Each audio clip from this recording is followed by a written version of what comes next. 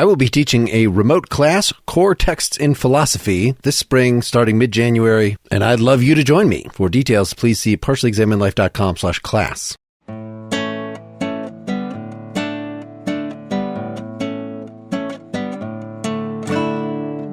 Hey, this is the Partially Examined Life, episode 332, part 2. We've been discussing the latter part of Either Or, the essay Balance Between the Aesthetic and the Ethical in the Development of the Personality. And I believe we were up to around page 250-ish.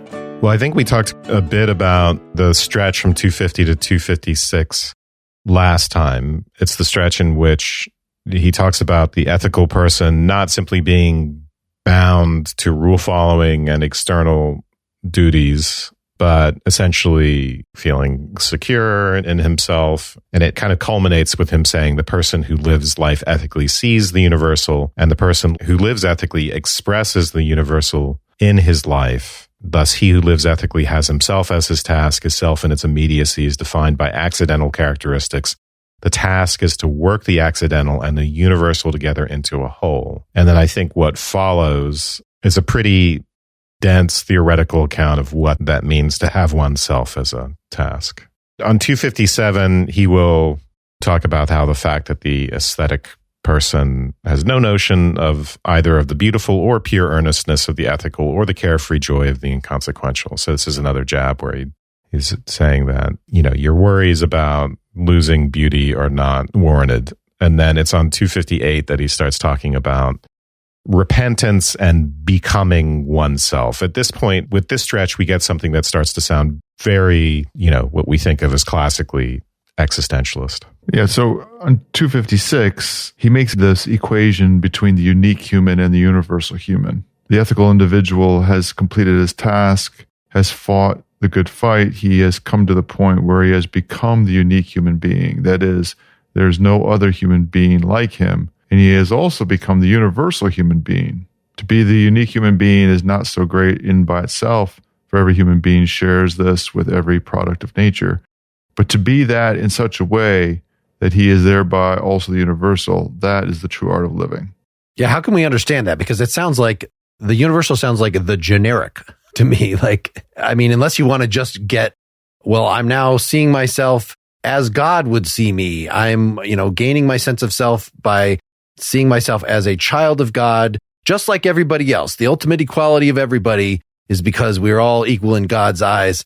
Is there a way to not interpret this like that, but yet not make it just merely, insofar as I am the general, why would that give me any possible more value or security or perspective than just seeing my own uniqueness as being important? Well, the universal is about the ethical, right? It's about, the fact that we have a shared human nature and that there are certain ethical norms, mandates to which we all ought to adhere. That's what's meant by the universal. And we already talked about this a bit, and the psychological difference between seeing yourself as above the herd or seeing yourself as just like any other person, doing a certain task because you're special and you have a special talent and this is what makes life meaningful, versus seeing it as just seeing yourself as essentially human in that. This would be the same. Me writing a book is the same thing as someone washing dishes or performing any other task. It's part of a universal human condition involving effort and work, and you could even call it anything you're calling, but we'll get into that later.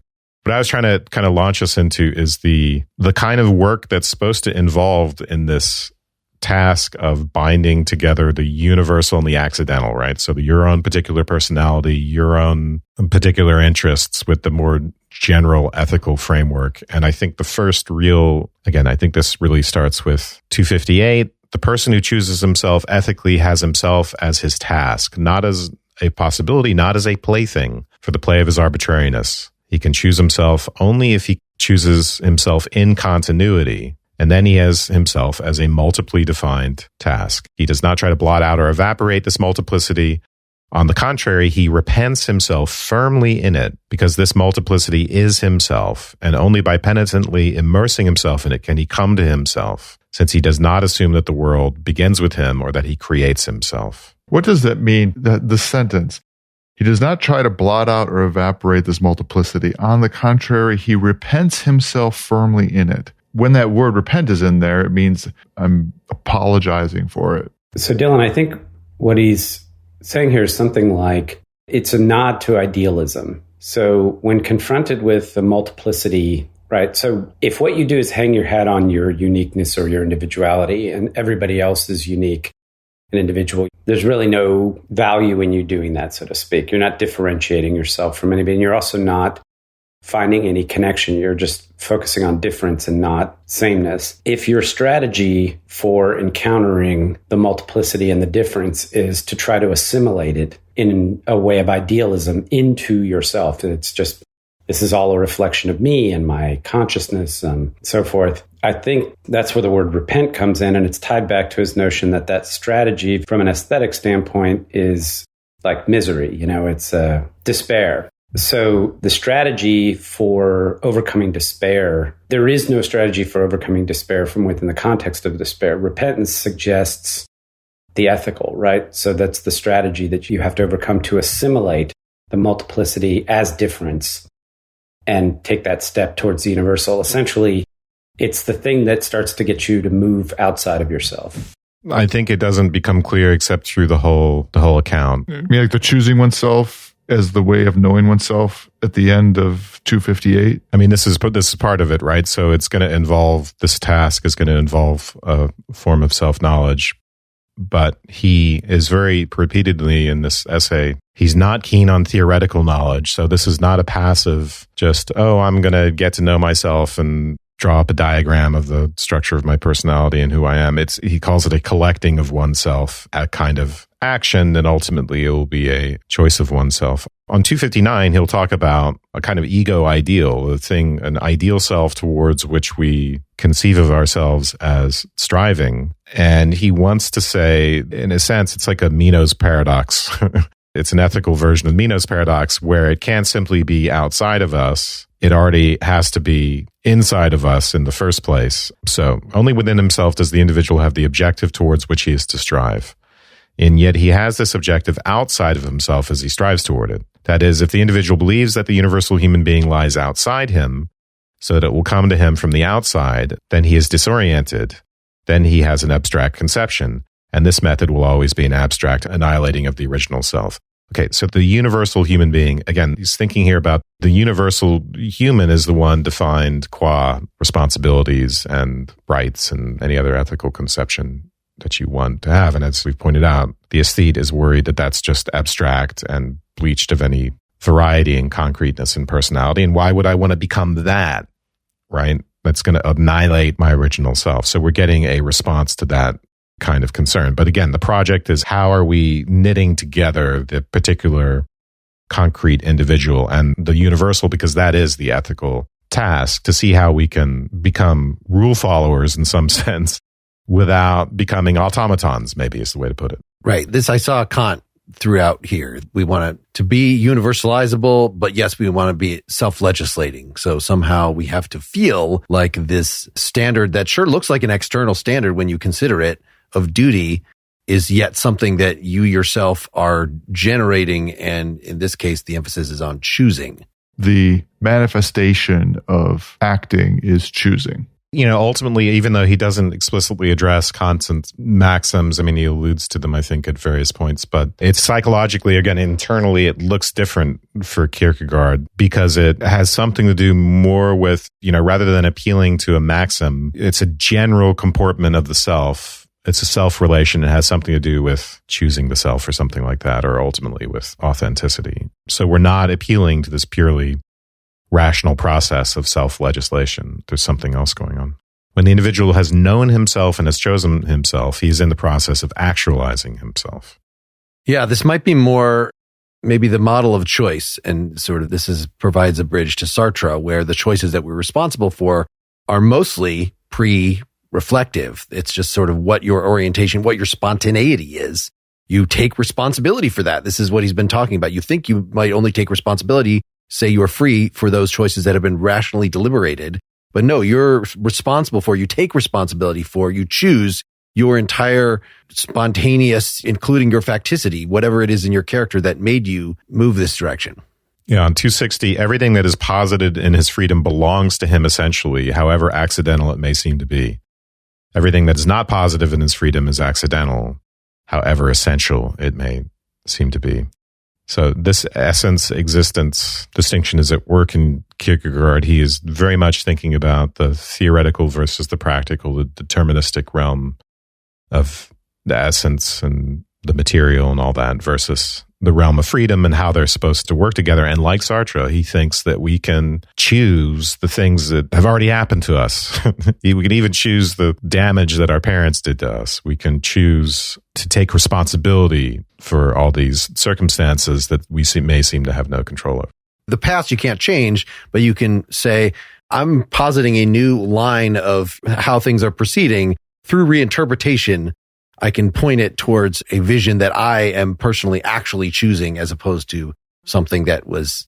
Well, you don't just say, I had a terrible childhood and that's why I'm a bad person. You take responsibility for having the personality that you have, even though, yeah, you didn't have control over how it was created, but you can take responsibility for it, I think. But it is concrete as narratively, I'm going to rewrite the story so that instead of like, I had a bad childhood and that's why I'm a bad person and will always do bad things, but I had a bad childhood and that's what gave me the sympathy to be able to do XX and make all these good choices that I'm making now. Like that it is literally saying, at least it feels from your personal point of view, that you're making choices about the future. Yeah. People like... It makes me think of eternal recurrence in Nietzsche, that you would live such that you would do what you're doing over and over and over and over again. That seems fair to me. I had been thinking of the amor fati, that love of fate thing, but that is focusing more on taking responsibility for the facticity, whereas eternal recurrence, yeah, it is like feel the ethical responsibility of what you're about to do. However we want to do that. I mean, if you want to use eternal recurrence as a way of thinking that this is going to resound through all eternity, it's very similar psychologically to right now, by doing anything, I'm legislating for the entire universe, which is something that's in Kant that then Sartre also picks up on, even though he doesn't have the categorical imperative, like there's a right way to do it. But still, all these guys are like emphasizing your immense responsibility. What it is to be fully human is to embrace it and not merely float along. On 261, he tells us, this is kind of a restating of the problem, but the task the ethical individual sets for himself is to transform himself into the universal individual. And again, he's trying to allay the anxiety that this consumes particularity and concreteness, that it kind of dissolves in the acid bath of the universal. And so in 262, at the end of the first paragraph there, every person, if he so wills, can become a paradigmatic human being, not by brushing off his accidental qualities, but by remaining in them and ennobling them. But he ennobles them by choosing them. So these particular personality quirks and proclivities, and in a way, things that seem to stand outside of the broader framework of the ethical, I can make them essential and make them something of ethical import by choosing them and ennobling them. I can lean into certain aspects of myself, so I don't just become a boring rule-following person. It becomes maybe well, he talks, in places about energy. It's kind of the way I do it that's important. Also on page 262 along these lines, the person who is ethically chosen and found himself possesses himself defined in his entire concretion. He then possesses himself as an individual who has these capacities, these passions, these inclinations, these habits. So all the finite, concrete stuff. And external influence is very important. Yeah, who is subject to external influence, who is influenced in one direction thus and in another thus. Here, he then possesses himself as a task in such a way that it is chiefly to order, shape, temper, inflame, control, in short, to produce evenness in the soul, a harmony which is the fruit of the personal virtues. The objective for his activity is himself. The self that is objective is not an abstract self, but a concrete self in a living interaction with these specific surroundings, these life conditions, this order of things. Right. And then he's going to get into how this is a social and a civic self. One of the things, I'm not sure this is an interpretation that Kierkegaard would approve of, but I was thinking in terms of making your talents into something universal is by being of use to other people, right? If you just are an aesthete about your talents, then it's all narcissistic and it's all, I'm so in love with this artwork that I'm creating and whatever I'm doing, my work. Whereas if you think in terms of whatever your work might be, of it actually being helpful to other people, by being ethical, I'm playing a part in society and I'm helping people, then you can't be so precious about your artworks, right? It is more, am I bringing about joy and elevation in people through this work? Or is it just navel gazing bullshit? And it makes your work not so much more lofty, like by making them a nice meal, you could bring them joy and elevation. By shoveling the snow on their driveway, you can bring them joy. Maybe not so much elevation, but not slipping. I really like that idea of stop being such a pretentious douchebag and be of use to people. That is what the ethical is. But later he wants to de-emphasize accomplishment. This all has to be per a sort of Kantian framework about your attitude. And the way he's describing it here is about your view, how you view yourself and your characteristics and your work, and whether or not you accomplish anything. So he specifically says, later around page 300 about if you're a writer, don't think about like, how many people is this going to reach? Just do your duty, do your job. What the consequences are going to be out of your control. So just like you should not base your desires on, I got to have all the pleasure. I got to have all these women. I got to have all this external stuff. You should not base it on how much am I accomplishing out in the world should not determine your self-worth. It has to be all sort of internal. Yeah. I mean, the notion of duty already has implicit in it a recognition of service or use. Like there's no concept of duty that doesn't involve some other entity, right? But as you point out, Mark, you make a distinction between having fidelity to the duty and then having an attachment to the actual outcome to some extent. Like, it's my duty to do this. I'm doing it in good faith, all the language of existentialism is coming here, right? Good conscience, good faith, good intention, whatever. But if, your calling is to do a philosophy podcast and you never reach 2 million subscribers so that you can support yourself financially, that doesn't mean you're a failure and you shouldn't attach your self-worth to it. But at least you're pursuing your calling authentically. So we get another worry here, which is that I can only do the particular. This is on page 263. My particular actions in the world are part of the empirical world. They're embodied, all of that stuff. But what is required of me is universal. What I'm able to do is the particular. So how does that work together? Duty is the universal. It is required of me. Consequently, if I am not universal, I cannot discharge the duty either. And then he works on, again, trying to resolve that paradox on 264. Can I throw in here on 263? He throws in this idea that I think he's working through the next couple pages of skepticism about duty, which might be from the aesthetic point of view of why is it worth it? I'm supposed to do this thing. I'm supposed to stand on guard duty or whatever.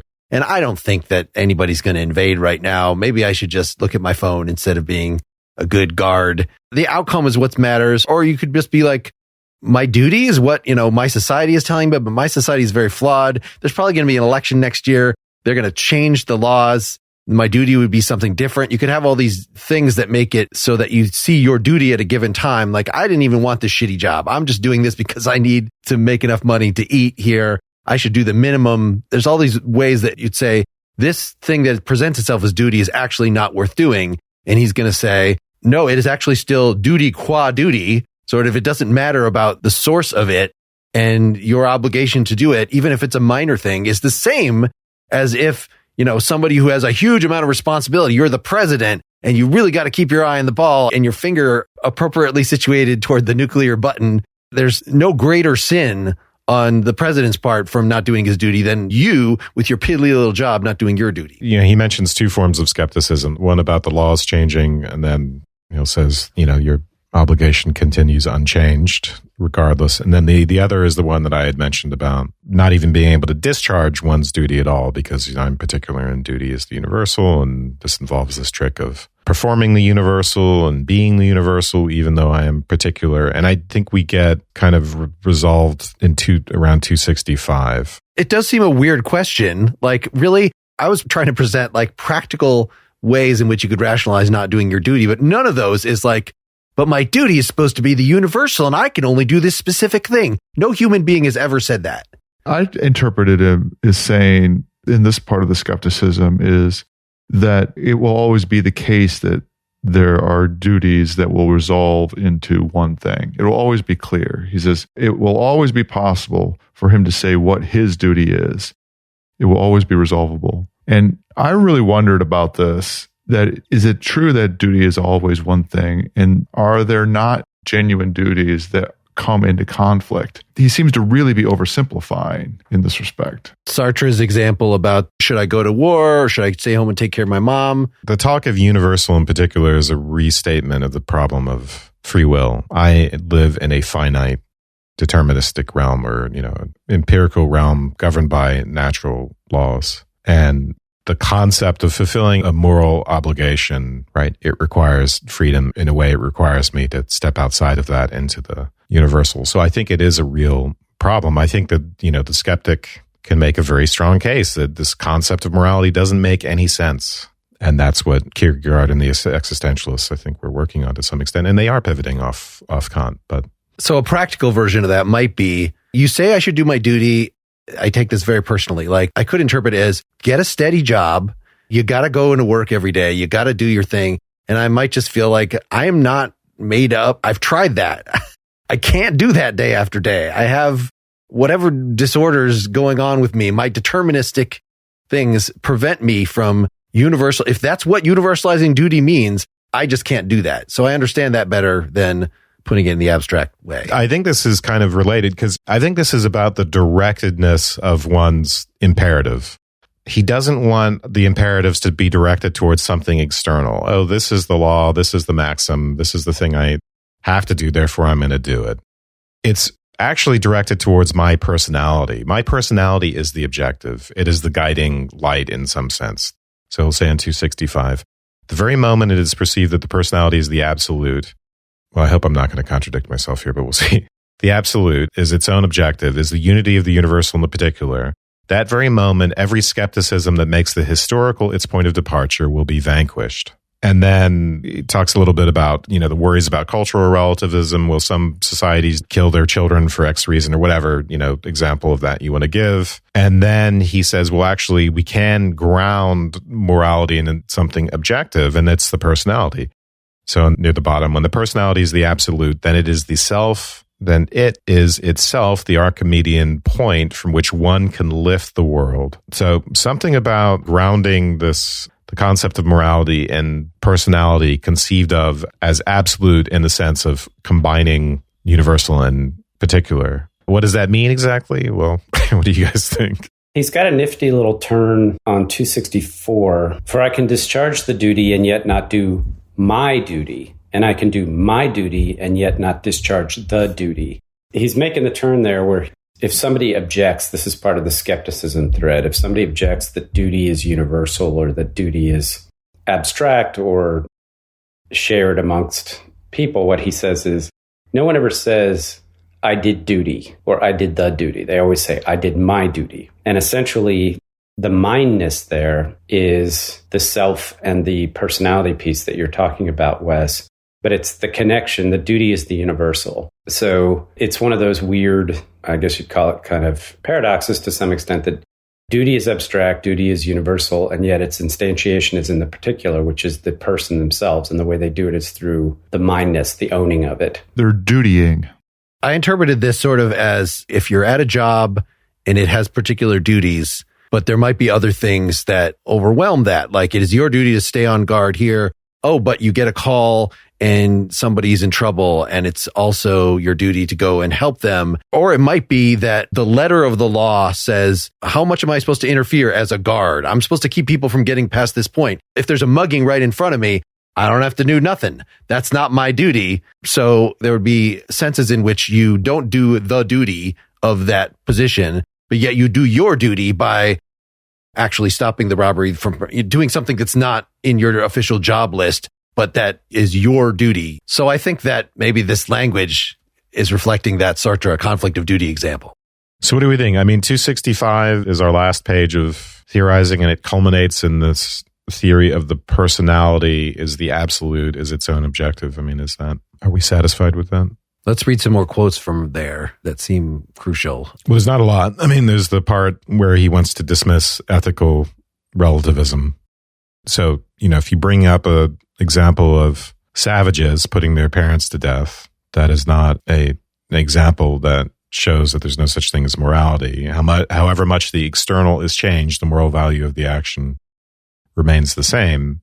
So he's anti-relativist, but he has a particular way of grounding morality. And I don't know that we get enough here to be able to explicate it in detail, because it involves, again, the directedness of the ethical towards the personality, as opposed towards abstract rules or maxims. He ties it to good and evil at the bottom of 264. If I assume that duty is something external, then the difference between good and evil is canceled. For if I myself am not the universal, I can form only an abstract relation to it.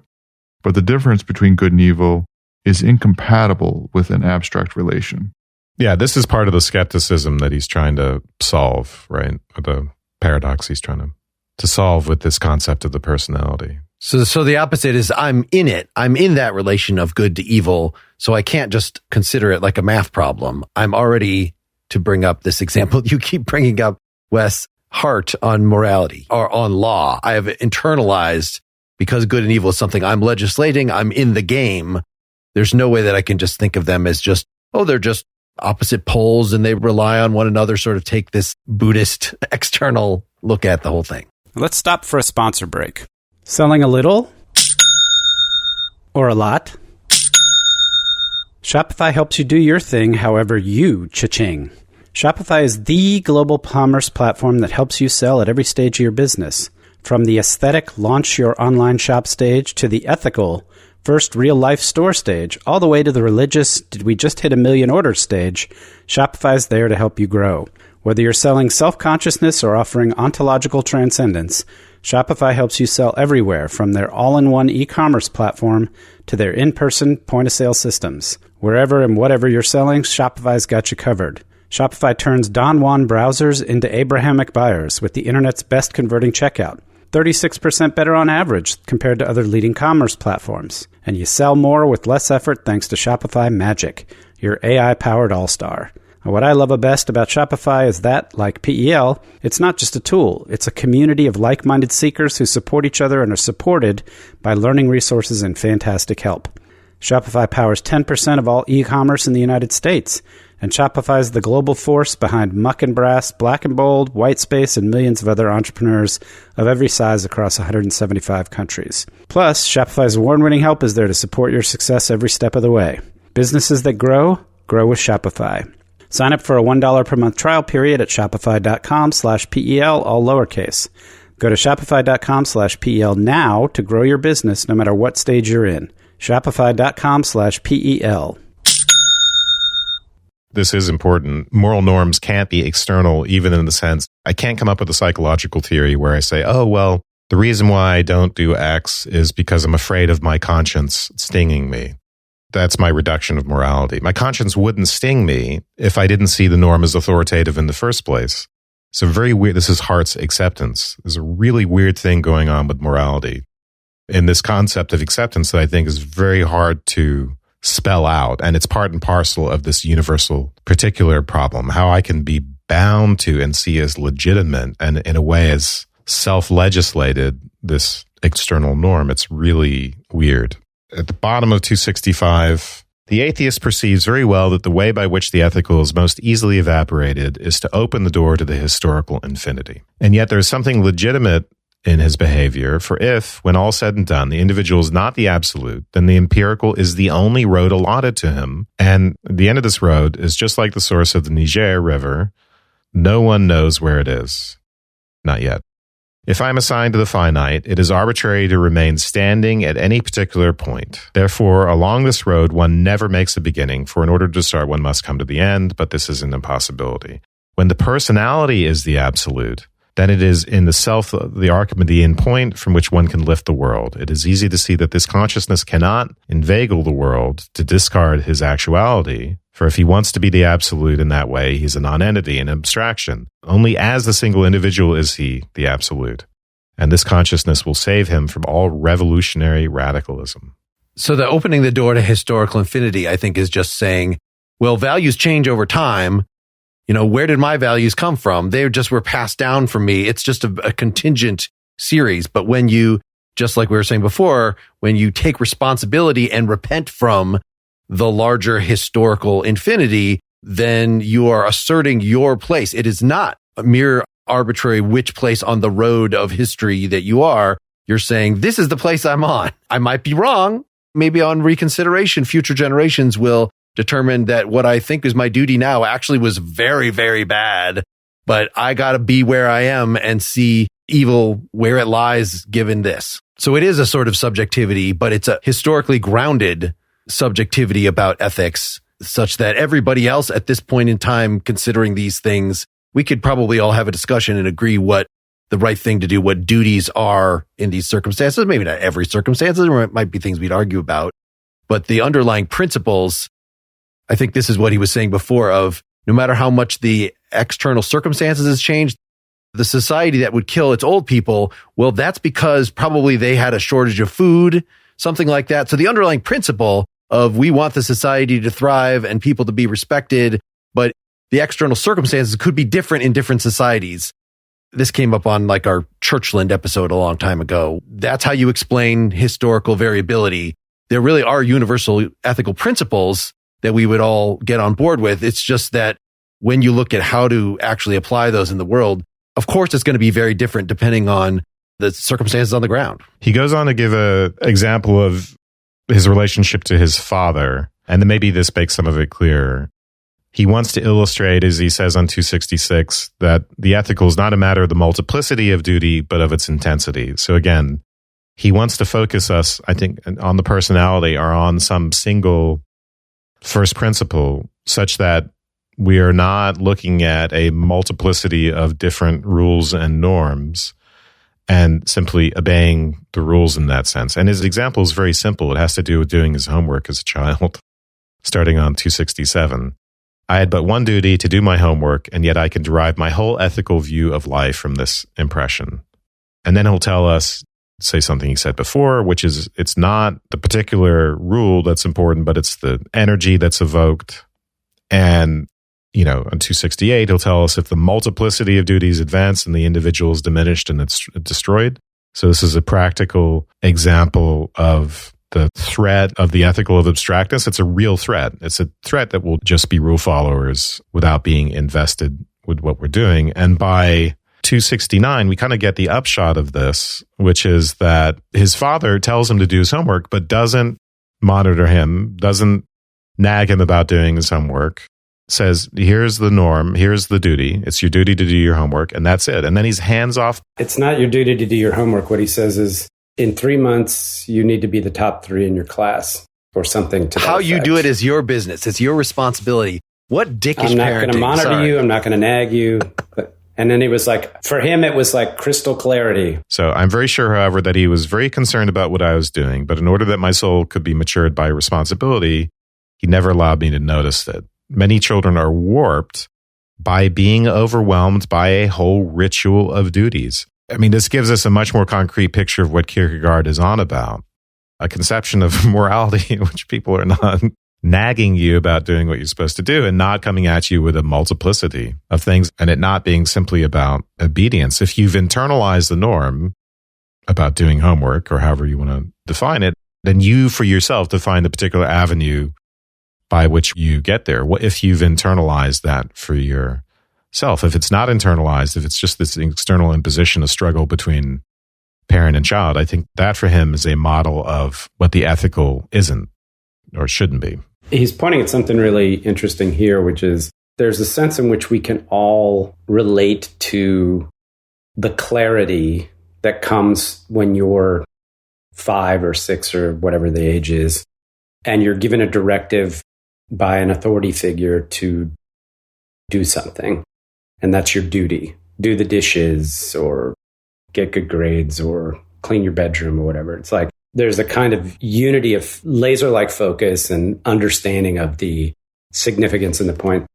And I think what Kierkegaard's saying is if you can capture that in your adult life, can you give yourself that sense of clarity and purpose and direct, and can you weed out distractions and execute your duty with that level of intensity and focus, then, ultimately you'll be successful in accomplishing whatever it is that he seems to think is important. I can appreciate that. We get this idea that, there's both freedom and dependence. Duty is the expression of his absolute dependence and his absolute freedom in their identity with each other. He just loves those paradoxes. We're not simply slaves to the rules, but be an odd conception of morality. But what's the absolute dependence?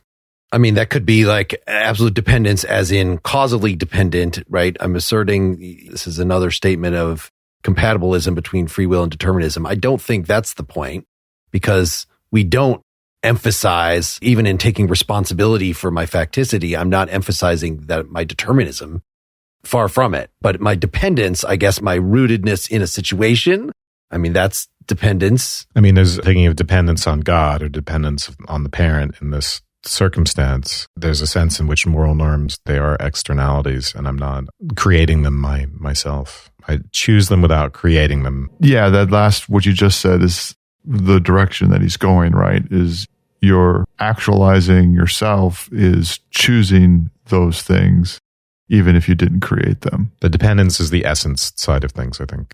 Do we make a difference here saying it that way? You choose your life even though you didn't create it, and how it juxtaposes with a more Nietzschean attitude of really emphasizing the creative act, that you have a different relationship to both your facticity and your specific manifestation in the world and in history, and that it's really fundamentally your living is a creative act that feels like it has a much more radical departure from history than what Kierkegaard is implying. Yeah, I mean, he might just be the champion of the aesthete. Mm-hmm. Sure. With the elitism that we've described as being part of that. Yeah, it would have made it more interesting in that way to get them both into a parlor room together. So the next section is on beauty here, which Wes brought up earlier, that this is the aesthetes, like, you are into drab duty.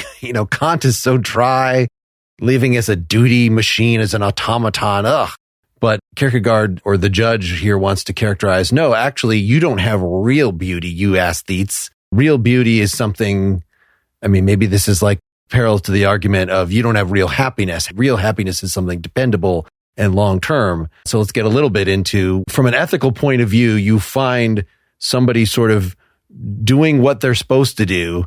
You're seeing them as an example of their type. This goes back to the sort of Platonic, or in our aesthetics episodes, we've talked about, seeing something fulfilling its telos or whatever, and that only the ethical person really has a good grasp of what a telos really is. So they can appreciate beauty, whereas the aesthete, so he gives an example specifically about the aesthete might be, oh yeah, she was so beautiful, but then she had some hard times and now she's not beautiful anymore. Whereas the ethical person, the judge is saying, I still find that person just as beautiful as ever, because I see sort of them as an organism as they are. I'm not comparing them to some semi-arbitrary external standard of beauty.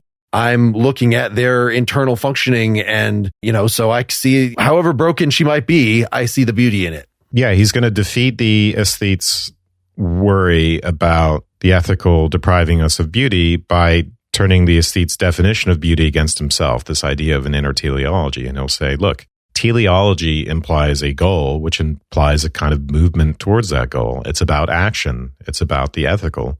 You can't talk about teleology without talking about the ethical. And therefore, in a way, the ethical is the groundwork for the beautiful. So, Mark, as you said, you can look at people, you can look at the sorts of beauty that are associated with physical appearance, for instance, or you can look at the real beauty that is associated with their inner teleology as human beings, involving the fact that they're human subjects. What I ended that explanation, though, however broken she might be, that's what I wonder about, is clearly the ethicist is not seeing the aesthete as particularly beautiful, right? You're engaged in these cycles of despair and these self-defeating, like, it would take an aesthete to point at something seriously damaged like that and say, look what a beautiful thing that is, like, because you can see the sort of internal clockwork logic of it. It seems the ethicist is going to say only a well-functioning individual, a healthy individual, a well-oriented individual that's going to be beautiful. So is this a problem that the ethicist is, it seems like they're just redefining which things are beautiful as opposed to, oh, I can see beauty everywhere. I'm the ethicist, whereas you only see it, in fragments and wisps that are unreliable. The ability to see beauty in others and other things is an ability to recognize their history as well as their context and their own projects, as well as their function in your projects. I think that's kind of more to it. In his mind, it's a richer way of viewing and valuing things and people than the aesthete is capable of. They can be as broken as you like. The beauty is in the struggle, he says on page 275. I do not see the consummation, but the struggle. When I look at the life ethically, I look at it according to its beauty. But then, when he goes on, I think even the talk of seeing a woman outside the window and all that, it's really about, again, on 276, he is bound to be victorious. Of that I am convinced. That is why his struggle is beautiful. For faith in the victory of the beautiful, I will struggle for dear life.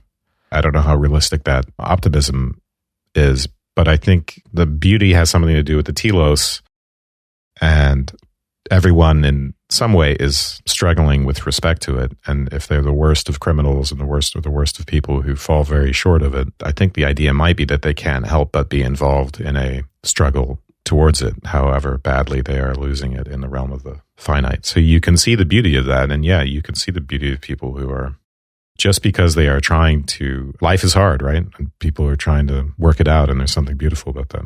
So I think this well introduces, to return briefly to work, marriage, friendship. I think we've thrown a lot of the elements out of this. Somehow we've said, as far as work goes, you don't want to be an elitist about it. You don't want to say that only the geniuses are doing work that's worthwhile. Everybody's sort of what you were just saying, Wes, about that you can find beauty in more places. Everybody has a duty, and doing that duty, make that your task, make yourself your task. So that is sort of the beautiful. That is what the human being is supposed to be doing. That is our telos. So as long as you can take an attitude towards your work so that it is a calling, then you're doing it. That's what would make for a beautiful world. That would be our kingdom of ends, is everybody is doing their duty. Everybody sees their work as a calling, and it is incumbent upon you as your duty to do something and to consider it as your calling. So it doesn't mean that you have to do whatever drudgery is put in front of you. And this is why I might say we could consider somebody who's stuck in this mind-numbing, soul-crushing work as tragic in a certain way. But if they're applying themselves to it, like, we could still see the beauty in that. It's just like as if they had any other sort of handicap. The handicap in this case is crushing circumstances that don't actually give them a chance to choose something that would more naturally be a calling. It's sort of, tragic to be not in a position where you could realistically make this coal mining job or whatever that is really terrible your calling. This whole section is where I most felt like Kierkegaard as like this silver-spooned prima donna college student and extolling the virtues of owning your work. And of course, there's something right about saying, something beautiful about someone owning something like that. But who is he to, or I won't even say it that way. I'll say it that it doesn't seem like he's hitting the right note about ownership for any kind of work that exists out there at all. I suppose he wouldn't consider being enslaved work, right? It's a different state. Obviously, if your work is compulsory, then there's no freedom in it. You're not choosing. But isn't everybody's at some level that way, right? I mean, when he's talking about being burdened by work, but working for a living because of the necessity of it, that's not enslavement, right? But it is subject to circumstance in a way that you don't have freedom, certainly not in the way Kierkegaard had. And he acknowledges this. No, I completely agree. He talks about having the means and having money or having to work for money. And it's not clear to me that it's possible. That's not true. It's not clear to me that it's possible for the majority of people, or even less strongly, all people, to make this choice freely in the economic and political and social structures that we have. It's a luxury to some extent. It's also the case that a lot of people work in order to have a vocation of something else. They work for a living in order to sustain themselves and pay for the things that they actually want to be doing. Right. He has a whole section on that. That's the aesthetic point of view. Yeah. I read him at the beginning of this is coming down very much against, we have a whole other episode on new work, talking with Fritjof Bergman, and we've gotten this in our Marx episode and other things, but how work should be enriching and how toil is a prison. And most of these is, it seems like he's just straight up critical of this, that you're being a spoiled aesthete by demanding only the only work that we should have is the kind that's, really high skill, high talent, anything else would be unbearable. And he's saying, grow up, take responsibility for your facticity, be in the moment, take things on as your task. Don't just have a job that I want this to be as mindless as possible so I can get through it and then actually live my life. These are all different ways of being in despair. Somehow you have to really come to terms with being in a situation where you have to have a job and not say that, well, anybody that's not super rich or, can afford to do the thing that they love, they're just shit out of luck and they're going to have a shitty life. We have to have some way to see all of their struggles as not in a condescending way, as also beautiful and equally worthwhile to what you, the artist preening over your work, is doing. And it sounds like, Dylan, you think that he actually can't get out of this mindset that he is the exceptional artist as Kierkegaard, the writer, to put this forth in the convincing way through the mouth of the judge here. Yeah. I think that there is something to be said for owning one's work, regardless of whether you're, how connected or how manifestly meaningful it is to you. But the circumstances in which you end up and you're, maybe it's that you're glad to have a job so that you can, take care of yourself and your family. And that you're appreciative of. But you know what? Digging egress holes with a shovel all day long, and then hauling lumber and carrying stacks of shingles up to the tops of roofs might get old after a while for some people. Or that you're going and you're splicing together Ethernet cables for hundreds of feet or thousands of feet of Ethernet cable in some big old office building. Or you're just trying to talk to some other customer who, is just melting your face off yet again. I find him pretentious and condescending here. Again, this really is a character. It's the judge, and Kierkegaard much more resembles the aesthete in real life. And it sounds like he's trying to talk himself out of something. And I don't know how, if we're supposed to think that the judge is a little bit, as a representative of the ethical, is a bit out of touch with the whole picture. Can we just say that he's trying to give parallel accounts with these different categories? So I was talking about the marriage as get a minivan of a marriage. You don't have to have a marriage with Angelina Jolie or whatever. That would be too hard to manage. Find a real person. Or even with someone that you're infatuated with in the beginning, who's just... Yeah, find a real person that you can connect with, and that will ground you. And so a job should do the same. Find a minivan of a job. You don't have to be the conductor of the London Symphony Orchestra or whatever your great aspiration to be. But at the same time, you could have a marriage that's so bad that is not a minivan, that it is a beater, and that, runs out of... things fall off it when you try to drive 2 miles. So I think you're talking about, Dylan, jobs that would be like that. Surely, so there would be room here. It's not just be a stoic, put up with whatever your situation you're in. It's okay if you're a slave, be satisfied with what you got. It is, no, we need a humane system, but thinking like the artist does, that whatever the standard is, 40 hour a week, 35 hour a week job is just too burdensome. And, it seems like he would say, buck up. It works for most people. It can work for you too. Just bear down and have a relation with what you do where you affirm it. You identify it with you. It's part of your facticity. So you're sort of you're repenting in it. You're reinterpreting it. So see it as your calling. It's okay. I'm watching some of those, the Downton Abbey kind of things, the Gilded Age right now, and the servants in those.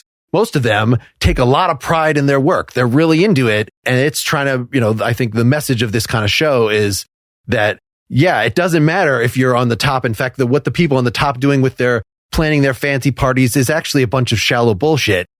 And that actually doing the service and I have a job in front of me and I'm trying to do it adequately. That is very noble. Master-slave dialectic, right? Yeah, the slave position is more authentic, and until the work becomes alienated, right? I think what Dylan is thinking about is the possibility of alienated labor, and that is, I had the same thought. Kierkegaard kind of circumvents that possibility. He has the judge saying, don't be so full of yourself that you think that work is beneath me unless it's writing a novel or something like that. That's the wrong way to look at work. But yeah, it doesn't address the problem of maybe being stuck on a factory assembly line. There are certain types of work where that you can't just embrace, I think. Well, I think alienating is the right word. And I think you're right to highlight not just the judge as a character, but it's reminded me that, of course, he's writing to the aesthete, and there's a character of the aesthete, which I think you guys described correctly as, this person who considers themselves above this kind of thing and above engaging in quote unquote everyday work. And they have a trust fund, so they don't have to. Yeah.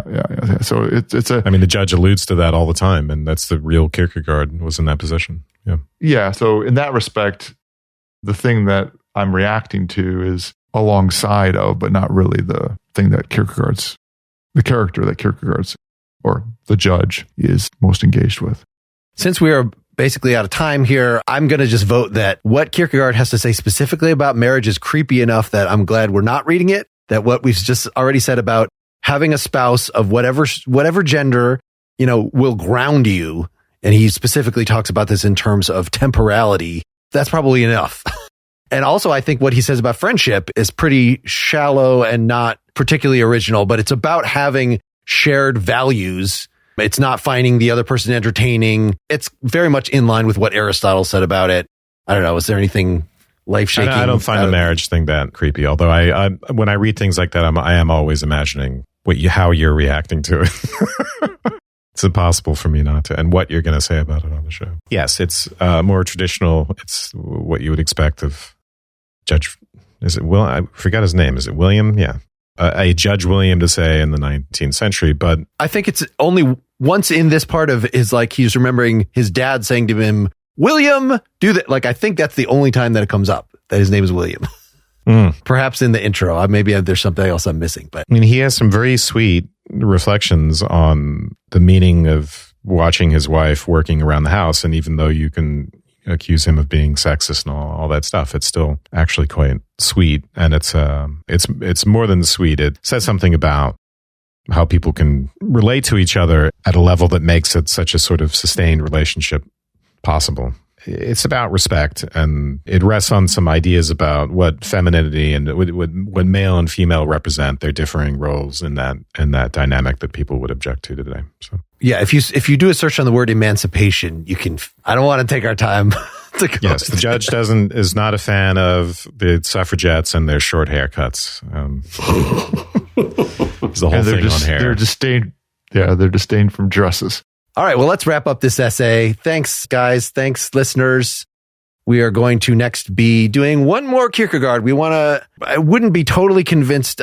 There's so much Jesus or whatever in this essay that I'm not completely sure that he wrote either or, with the idea of there being this third religious context that overwhelms both of them. We can get into, but it'll be very cool revisiting. So we're going to read Fear and Trembling, which is something that we sort of dealt with as the minor work of our very first Kierkegaard episode, which was mostly about the sickness unto death, a later thing. But Fear and Trembling is still pretty early, but written from yet another point of view of somebody who is at least more invested in religious development, the religious development of their soul, presumably beyond the ethical. There is a section in this essay called The Teleological Suspension of the Ethical. So clearly this essay at least thinks that this is not what we've told in these past two episodes is not the end of story. There are more ways to shout down the aesthete and presumably the aestheticist as well. So please come back for that. Reach out to us, PEL@partiallyexaminedlife.com, or through our Facebook page or Twitter or whatever, to tell us what you'd like us to cover, to give us any feedback on the show. We love you. Good night. Good night. Good night. Good night.